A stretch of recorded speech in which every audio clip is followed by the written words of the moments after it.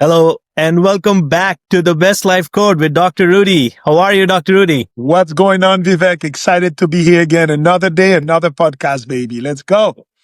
Today I'm very excited because I've been bugging you about this for long. So this is a special one where we're going to talk about a post that you sent me from last conversation about orthorexia. We originally were thinking about Wu Wei as a separate before you are about to go on a little break. And, but then you mic dropped in last three episodes with Maiha. So I was like, I need to come up with something where we can talk about all these things together. So that's what we're going to do today. So first, let's start with Dr. Rudy. Like, of course, the post that you sent me from HuffPost, it highlighted orthorexia, right? So tell us what it is first, and then why are so many kind of like high achievers drifting from optimization into anxiety because of that? Let's talk about that. Yeah. So first, let's define the term orthorexia, and it's come from Latin. There's anorexia, which is when you have a disordered eating, where you stop eating, right? You don't eat enough. It's anorexia. This is orthorexia. And it is not DSM approved psychiatric diagnosis, but it is a term that we're hearing about more and more. Actually, the first time I heard about this, it was on a TikTok reel where they define that orthorexia is the obsession for clean eating.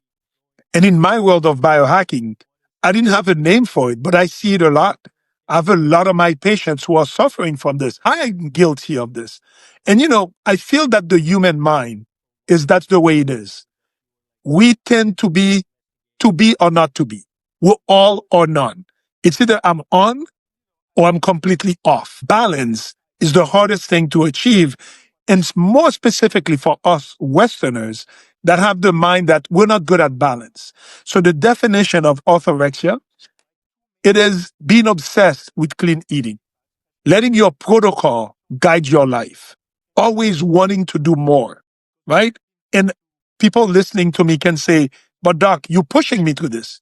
You're always telling me the new supplements, the new routine to make, the new cold plunge, the new red light, the new methylene blue, the dosing of testosterone, the new checking my HRV, checking my sleep. It's nonstop. Where do you find that balance? And I'm going to tell you the personal story that happened with me that made me realize this. I've always said on that podcast that I'm a biohacker. I'm trying, I'm doing things. But sleep, one of the pillars of health, is my weakness. It's hard for me to fall asleep because my mind's always going. So when I got my first, and I was checking my sleep, it was anxiety inducing because every morning I would wake up. What's my sleep? How was my HRV? How much deep sleep did I have? How much REM did I have? If I wasn't good the whole day, I'm like, man, I didn't have a good night's sleep. It's a rumination. I kept thinking about it. And I'm like, it needs to be better tonight. And then I kept thinking about it nonstop. And that next night, it's not good because I had sleep anxiety. Because I'm like, I need to get a good night's sleep tonight. What supplement should I take? What meditation should I do? And then it was creating more anxiety. And you know what I did? I stopped monitoring it. I stopped checking. And my sleep improved because I didn't pay that much anxiety to it. And I didn't even know that there were words that captured all this. So I lived orthorexia and I lived Wu Wei, effortless action. We're going to go to the second part of it. But sometimes the best action is non-action. Sometimes the best protocol is listening to yourself and trusting yourself without having always to measure, to track, to put into a standard and to put it to a cookbook. And it's interesting. If you go on social media right now, you will see a lot of that. There's always an influencer telling what's the latest and shiniest object in the world of biohacking. Perfect example, Brian Johnson, which I have to say, I love what this guy is doing because he really put a very strong light on the biohacking world. What can we do to improve our biology? But at some point, it becomes too much, right? At some point, when does it become a prison? When does it, and I hear that. I have some patients who tell me, I don't go out to eat. I don't see my friends because when I go, I drink. There's seed oils in my food. So I stayed my little bubble. How can you still live a healthy life, protect yourself, choose better, but realizing that it's not always about forcing and you're never going to be perfect? And you trust yourself, you trust your instincts, you trust your inner healer, and you let it happen without always having that I'm not good enough. I didn't do enough. I could do more. I need to track more.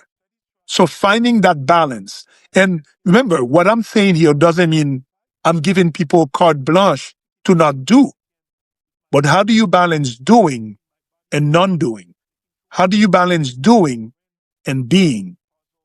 One of the hardest things for our Western minds. And I'm on that track to help myself live that balance. They always tell you the 80-20 rule. 80% of the time you try to do well, 20% you give a little way.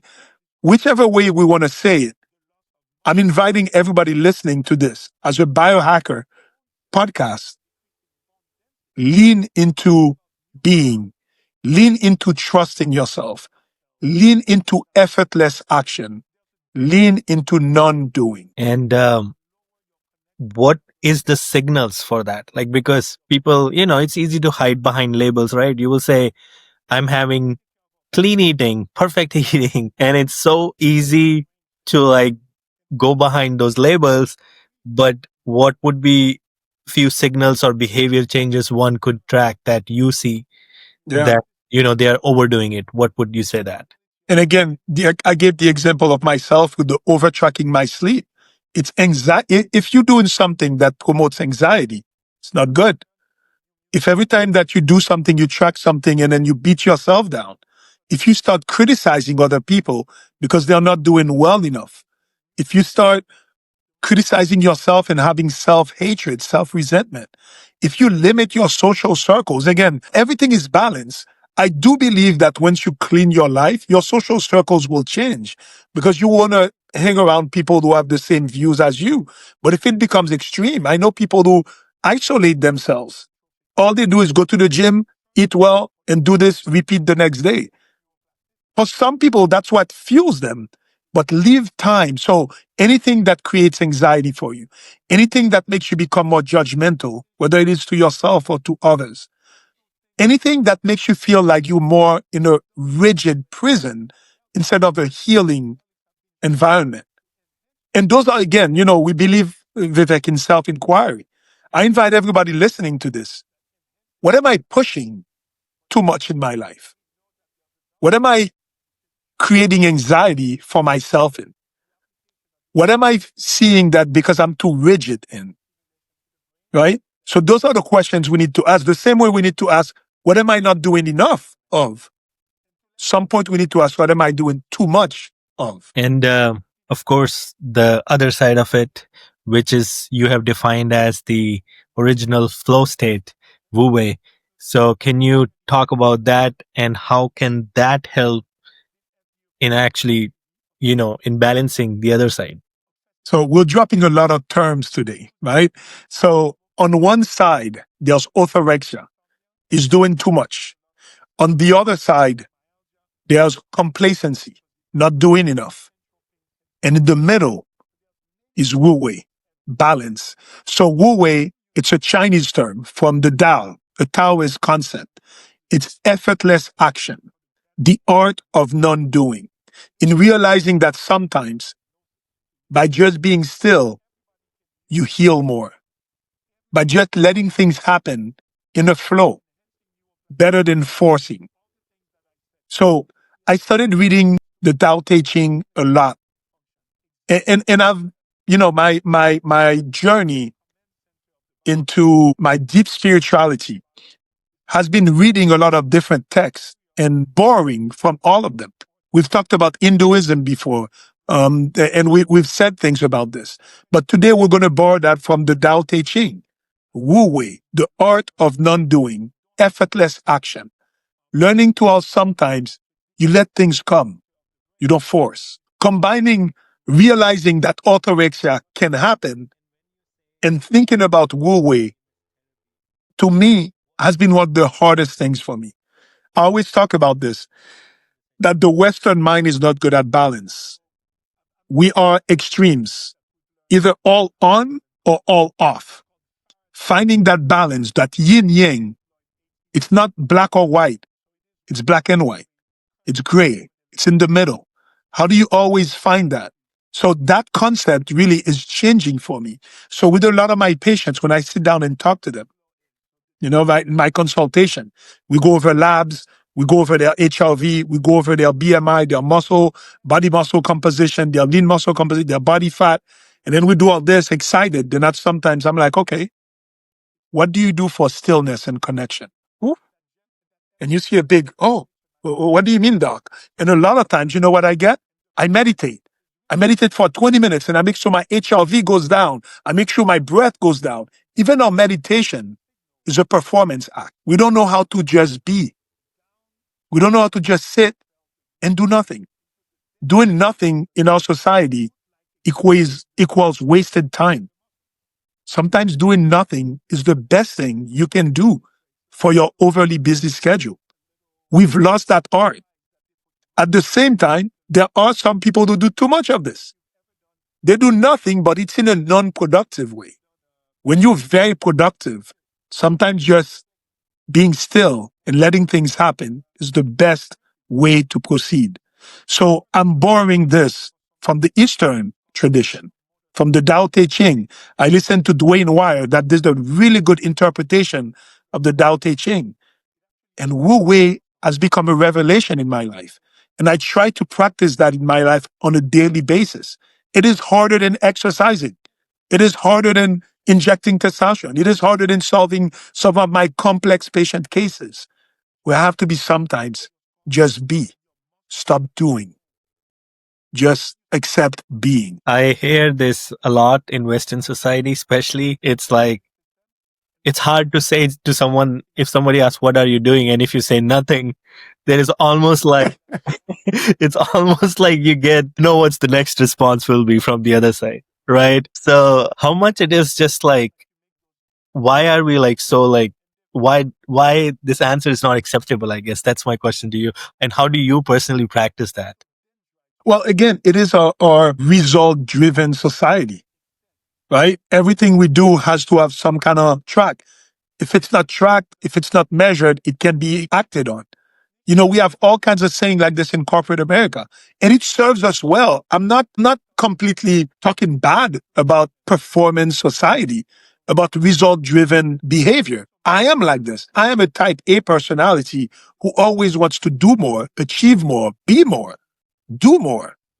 But when do we just accept that it's okay to just be? It's okay to just stay still sometimes.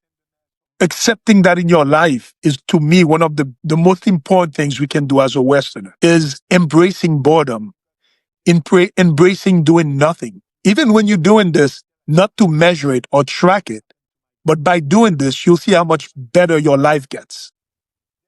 Again, hard for me to accept, hard for me to put into practice, but I'm inviting everybody to listen today. We are all here to go somewhere. And I believe that in life, one of the most important movements is the movement from simplicity to complexity. We're always improving, evolving, becoming more.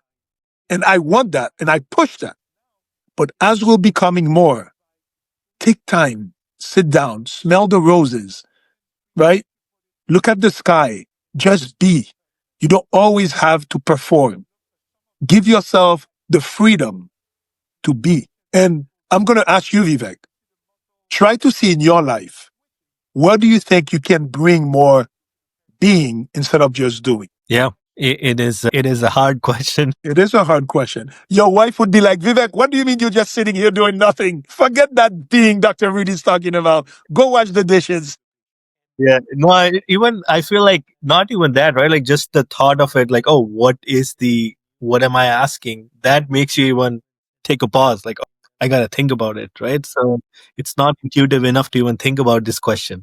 So that is what is important. I think that you're making a very good point here, right? Like, first ask this question to yourself and how you feel, and then think through this, because this will open your doors to even thinking in that direction, right? That's the key. And, I've always cited somebody I listen to a lot, Abraham Hicks, finding the balance between satisfaction and eagerness. It's the same thing. Satisfaction, being good where you are, being happy where you are, no matter what, being great. Eagerness, always striving for more. How do you balance that?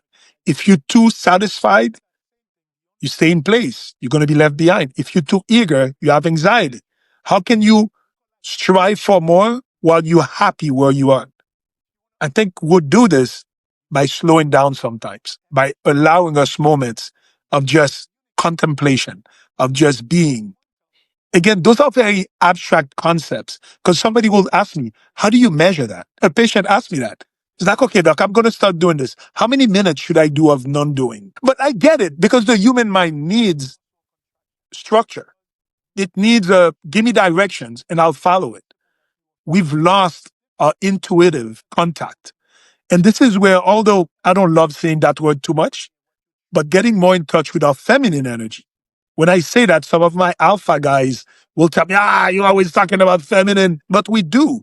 It's intuition, it's flow state, it's trusting yourself, it's our inner healer, our inner world. How often do we go in? We don't. Most of our things is out, it's doing, it's performance driven.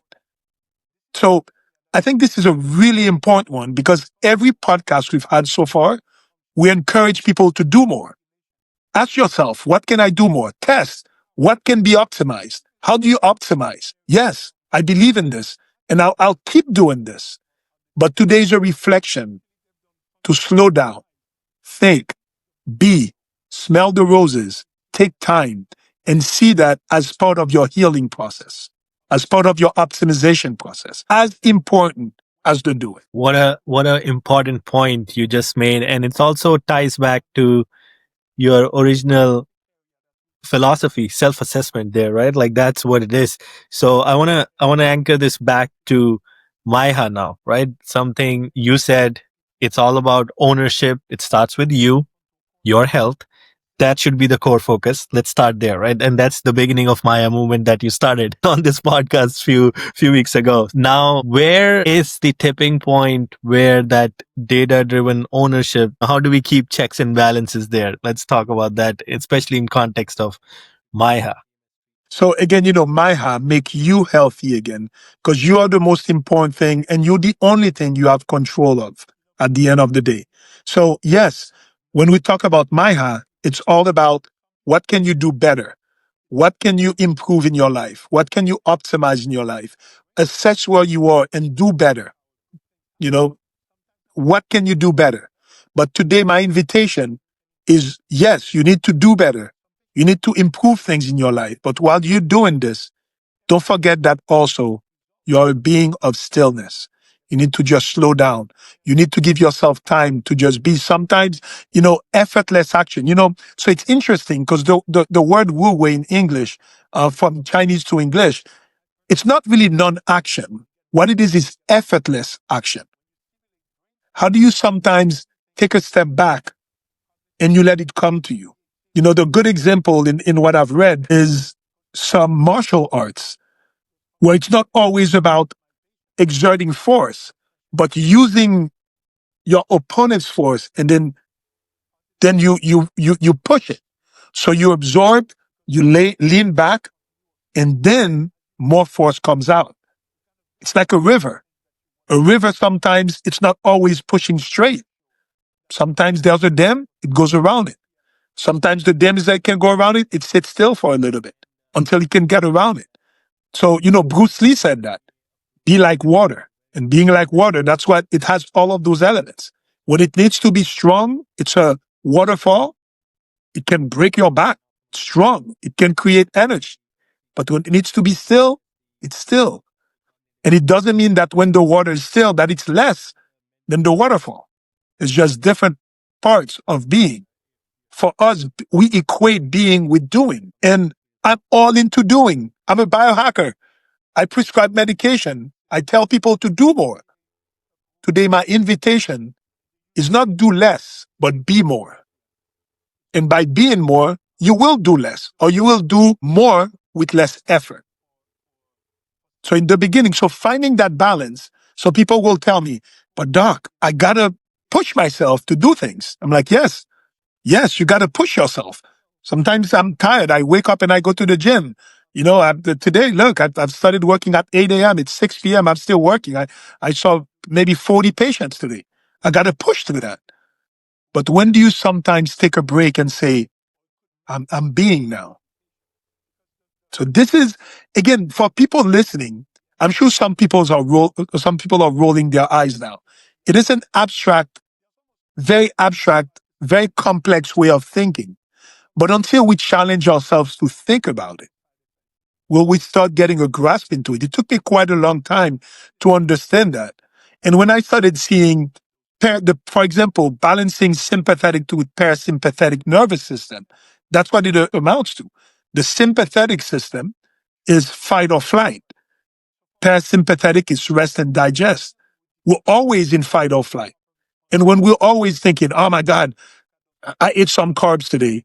I didn't exercise enough. My sleep wasn't good enough. I didn't meditate enough today. All this makes you, I didn't do enough. And when your mind, your cells are feeling not enough, it's not good. When do you say, I'm good? That goes back to my no matter what concept. Loving yourself and thinking that you're good, even at your worst moment, you're still light. You're still amazing. You still need to find love in those moments when nothing is working or when maybe something is really bothering you. The light is still there. So this is transforming my life because I've always been the doer.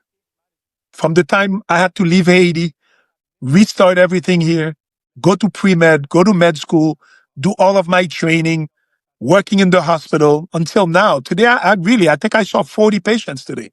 And every time I see one patient, I have to give him my best version of myself. Because I always think about this. Sometimes patients wait 3 weeks to see me. When they see me, that's not my time for non-doing.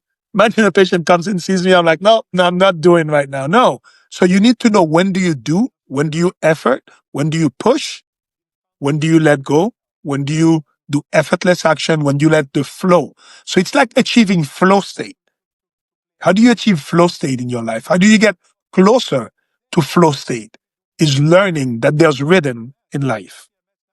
It something clicked in my brain with the things that you said. One is like why it's a flow state, right? And there is this definition of mastery.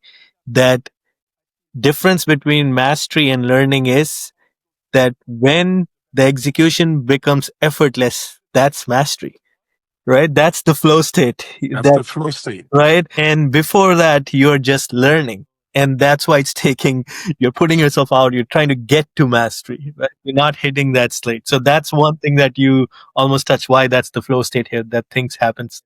Yeah, great way. It's mastery. So I thought about my journey, right? I've been very open here. I studied testosterone therapy. I started my biohacking journey about 48, 49. When my health wasn't as good, I wasn't feeling as good. But in the beginning, I had to do because I was like, I need to get better. Maybe it's because I feel better now that I have the luxury to look back and to be like, okay, I've been pushing all this time. How do I learn how to slow down also while still pushing? How do I get to master level? Instead of I studied as a beginner, then I became maybe an advanced, then an expert. Right now, I'm in the master part because I feel like the less I do, the more I master. Again, it's very controversial. It doesn't come easy to the Western mind. My mind did not accept that because my mind was always do more, track more, achieve more, make sure you're top 1% in everything that you do. Life is not always like this. And that's how burnout happens. That's how orthorexia happens because you're so anxious about results. You track everything that now you're no longer healing. You're hacking. You're hustling. We forgot about healing in this. So although I like the term biohacking, I almost want to come up with a new term, biohealing. Look at this. We come up with a new term, man. Yeah, I was like, wow, yeah, you know what? You're going there. I like this is going in the right direction. Because again, even the term hacking is a very violent term, Yeah. right? It's a very masculine term. Hacking, dismembering, attacking, destroying. Again, I'm inviting more feminine energy into my healing. I'm inviting more flow state. I'm inviting more intuition, more trusting, more inner reflection. A lot of the guys listening to this today are like, oh my God, what a bunch of crap this guy's talking about. But it's because maybe they're not there yet. When you get close to the master level, then again, I'm not saying I'm a master, but because I've realized that, it made me realize I understand it better. And now that I see that, I'm like, my God, I know nothing. I need to learn how to do this more, how to let go, to do less effort for better results. I was never taught that before. When I was taking my MCAT, taking all my boards, the more hours you put in, the better grades you will have. Do more, like put in all nighter, do all those things. That's how I was raised. That's how my mind is still wired to be. So I'm unwiring my mind and doing new connections to learning how to be more. And with this, again, the example that I gave with my sleep and measuring my sleep, to me, that's what made it real. I stopped measuring it and it got better. Once in a while, I'll still measure it. For example, right now, there's the big movement of non-diabetic patients using continuous glucose monitors. I love this movement. And we talked about this because Dr. Casey Means, the next general surgeon, talks a lot about this. I've been doing this for my patients for a long time. And I think everybody should do this because when you do it, even you do it for 2 weeks or 4 weeks, it makes you realize for you, the individual, what foods increase your blood sugar and what foods can you eat better. And you'll be surprised to see that each person responds differently to different foods. But when it does, it become an obsession. I have a patient the other day who had this. He's a non-diabetic who always has his continuous glucose monitor. So it's a patient and a friend. We'll be out eating. And then his sugar goes up to 160 and it ruins his day. It ruins his day. He forgot that we just had a great moment of connection, but because the blood sugar went there, sometimes we don't always need to track. The body knows that even if the blood sugar goes up, it's one time, it's not going to bother you. But it ruined his day and it ruined our conversation because he was like, oh my God, I can't believe that. My sugar's this. I shouldn't have eaten that. Shouldn't have eaten that. Tonight, I'm going to spend an hour working out to bring that back down. And then it started a whole self-deprecating moment that in his mind, he's doing it in the context of good health. When does it become hustling and no longer about healing? So not just biohacking, biohealing. And is this your way of saying that self-compassion is actually something in our Maya model? This is part of the Maya model, right? That's what you want. So and then it's So Vivek, that's what I love talking to you, man. You get it. So self-compassion, what I like to call, and again, another concept that revolutionized my life is radical forgiveness. Radical. And we tend to be give the least forgiveness or compassion or empathy to ourselves. And especially when we're on the path of biohacking or optimization, we only accept the best. But no, life is not like this. It's okay that you have moments that are not the best. It's okay that you have moments that are you don't have to always push. You don't. Be gentler with yourself. And by being gentler with yourself, you be gentler with others. By practicing more compassion with yourself, you practice more compassion with others. But it starts again with you. You and you. That's why I love the Maya concept. Because you is the most important thing. You are your most important project. And we don't always have to perform and achieve and crush and hack and destroy. Those are the words that corporate America uses all the time. When do we leave time for togetherness, for compassion, for ease? Easy. They tell you, don't take the easy road. Yeah, sometimes the easy road is what you need to take. And again, it's finding balance, not all the time, because you can go the other way.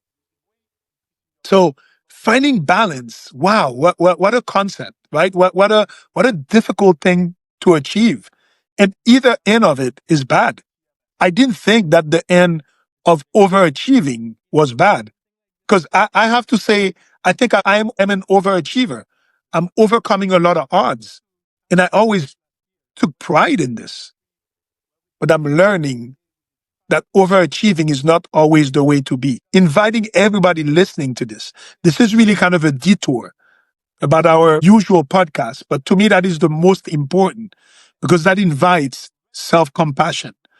Always self-inquiry, self-awareness, and then now self-compassion. And by doing this, all of this with you, if each one of us did that, imagine what kind of world we would live in. We would not need government. The way we make America healthy again is that each one of us, we do it. You to you make you healthy again. And by doing this, your city would be better, your home, family life would be better, your business would be better, your employment would be better, your city would be better, your country would be better, our planet would be better. And that's the only power we have. I have power on me, you have power on you. Let's make those things. But bring more compassion, more effortless action, more non-doing, more Wu Wei into your life. And don't fall for the tribes of orthorexia. Because right now, even on social media, there's a big movement where I see a lot of teenagers. They have body dysmorphia. They are using dangerous substances to achieve optimal physique. And I preach optimal physique. I put pictures of my abs on social media all the time. But again, if you're a beginner, you'll become obsessed with it. Once you become or you get into the master level, you realize, all right, I got the six pack. Is that all there is to be? I got my perfect testosterone level. Is that all there is to be? No, no. Once you get to that level, you are more expert level. You realize, let go, do less, be more, effortless. And that way, it becomes, you see that you have ebb and flow. You have ups and downs. But by doing this, the trajectory of your life will be better. I can guarantee this. And it's not just me saying that. This is thousands of years of wisdom that we forget, that we are not applying to our life. So again, everybody listening, look up the term Wu Wei, Wuwei. It's a Taoist principle.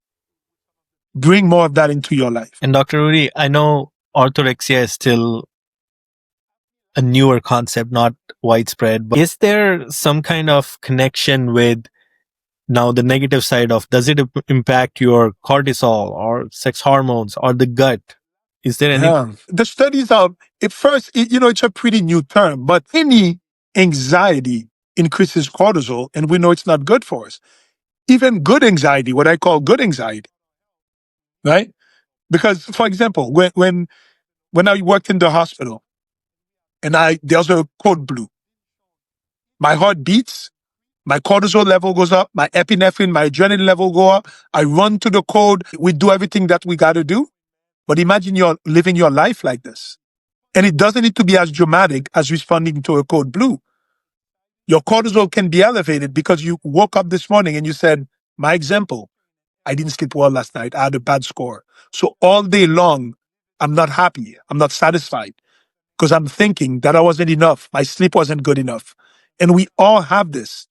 I didn't do something well enough yesterday. I didn't do this well enough the other day. And then we live with this. When we have this, our sympathetic system is on overdrive and we don't let our parasympathetic system go.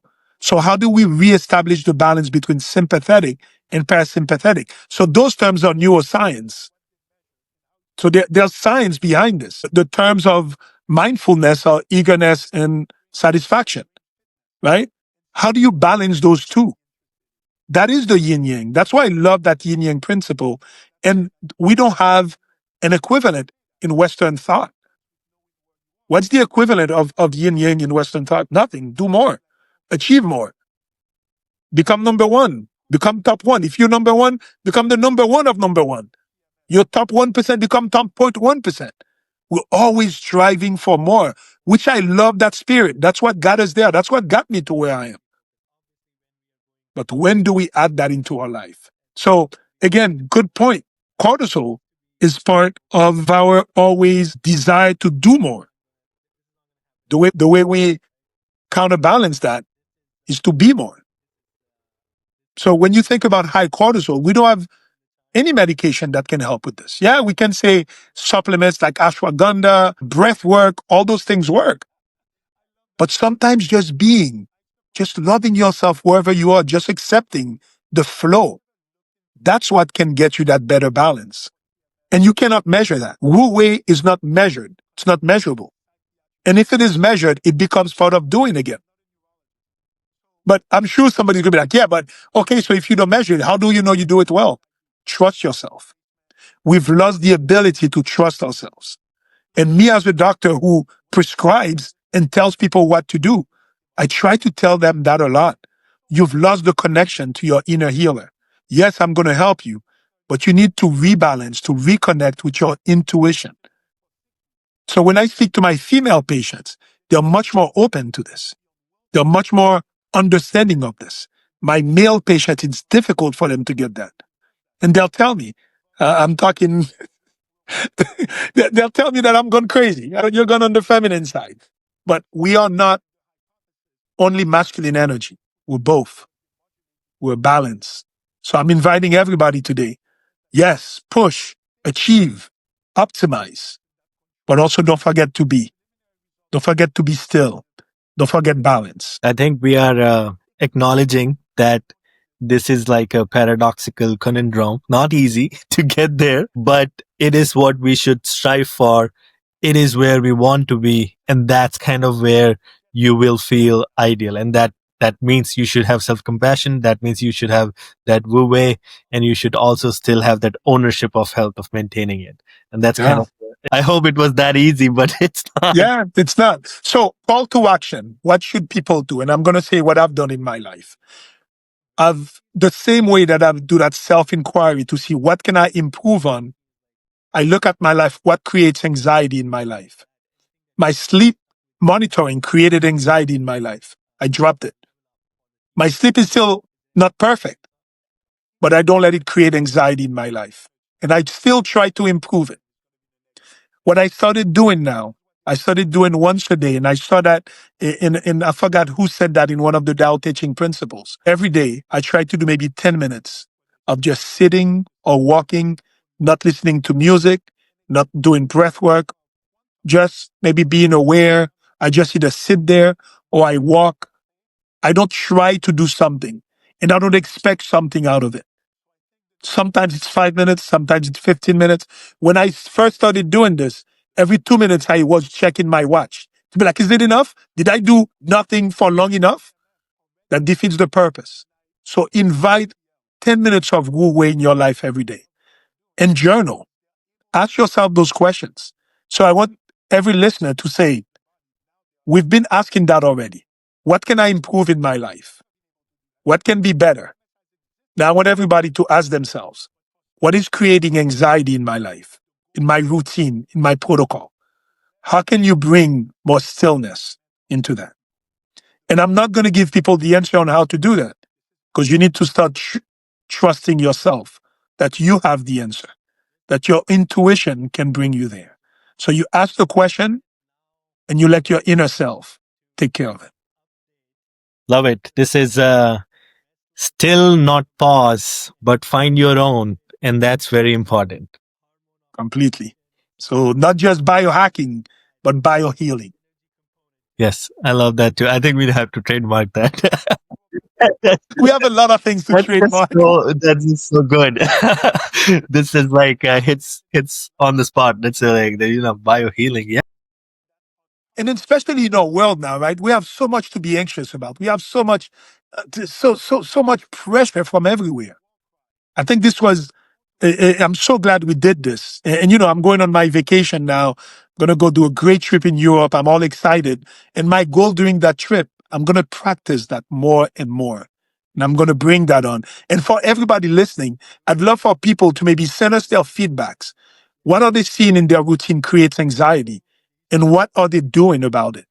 I will not give you answers. I'd like to hear people's answers about this. Fair. I think it's a good call to action for everyone. And again, goes back to your philosophy that it has to be more self-driven, self-assessment first. And I think today's episode was like, it's a little unconventional for us, but I think it was much needed just because outside of our world, there's so many things going on. Everybody needs to also think have that Wu Wei in their life to just put things back in perspective and back in think. So once again, thanks, Dr. Rudy. This has been great. And I'm sure we're going to hear a lot of good stuff about this this episode for sure. We may hear a lot of criticism also, but we're ready for it. Yeah, exactly. Right? Whichever, right? We'll take it for now. But again, I found it extremely useful, very delightful as always to have this conversation. So thank you once again for sharing all the insights. Much, much appreciated. And have a good little break when you go to Europe, and then come back with full recharge. Full recharge, baby. Vivek, really appreciate that.